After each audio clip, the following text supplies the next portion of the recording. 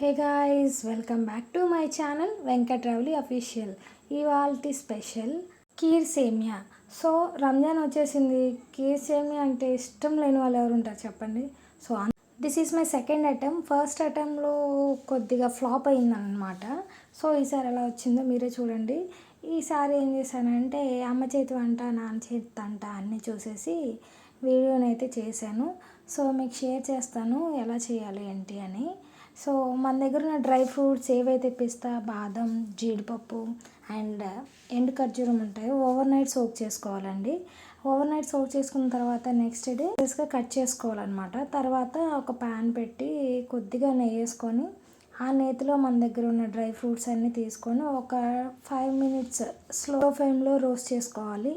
Next వచ్చేసరికి మనం తీసుకున్న సేవియా, ఆల్రెడీ ఇది రోస్టెడ్ సేవియా, అందుకే నేను ఒక 2 minutes అదే ప్యాన్లో ఫ్రై చేస్తున్నాను అనమాట. ఒక 2 minutes సరిపోతుంది. తర్వాత నీట్గా ఒక గిన్నె పెట్టి అందులో పాలు పోసుకోవాలి. సో పాలు అనేది ఒక 5 to 10 minutesలో పొంగొస్తుంది అనమాట. సో అప్పటి వరకు మీడియం ఫ్లేమ్లో మరిగించుకోండి. సో పాలైతే మరిగిన తర్వాత అందులో షుగర్ అనేది యాడ్ చేసుకోండి మీ స్వీట్కి తగ్గట్టు. నేనైతే 5 spoons వేసాను యాక్చువల్గా.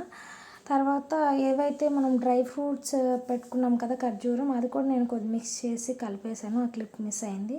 సో ఆఫ్టర్ దాట్ మనం ఏదైతే రోస్ట్ చేసుకున్నామో సేమియాని వేసేయాలండి. లాస్ట్ టైం నేను చేసిన బిగ్గెస్ట్ మిస్టేక్ ఇదే. ఇక సేమియా నార్మల్ సేమియా ఎలా ఉంటుందో అలాగే సేమియాకి టైం పట్టిద్ది, ఒక 5 to 10 minutes అనుకున్నాను. సో దానివల్ల అది బాగా ఉడికిపోయిందనమాట. సో ఈసారి ఏం చేశానంటే ఒక 2 minutes మాత్రమే సేమియాని బాయిల్ చేసుకోవాలి. తర్వాత మనం ఏవైతే డ్రై ఫ్రూట్స్ రోస్ట్ చేసుకున్నామో అవి యాడ్ చేసుకోవాలన్నమాట. జస్ట్ 1 minute అలా తిప్పేసి స్టవ్ ఆఫ్ చేసుకోవడమే.